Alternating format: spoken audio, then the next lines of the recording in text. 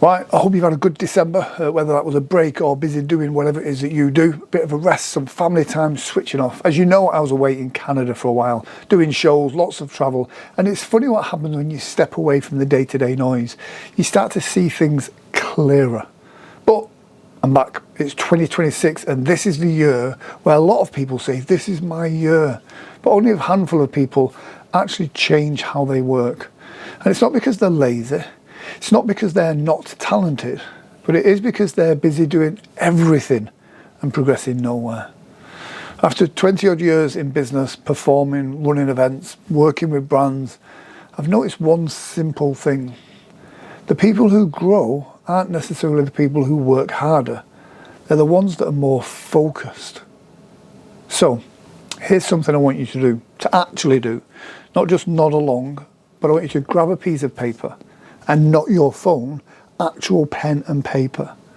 And I want you to write down 3 things. Simple. Number one thing that directly makes you money. This could be sales calls, following up inquiries, bookings, creating offers that actually convert. If it generates revenue, if it makes you money, this is where it belongs. Column 2, one thing that builds visibility. Posting content, going live, networking, showing your face even when you don't feel like it. Because if people don't see you, they can't book you. And in column 3, one thing that improves you, your health, your mindset, your skills, your energy.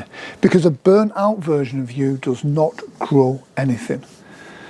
And here's the important bit.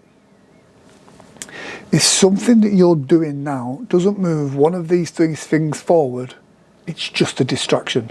It's noise. You don't need to be on every single platform. You don't need to chase every new idea. You don't need to compare yourself to someone who's been doing this 10 years longer than you.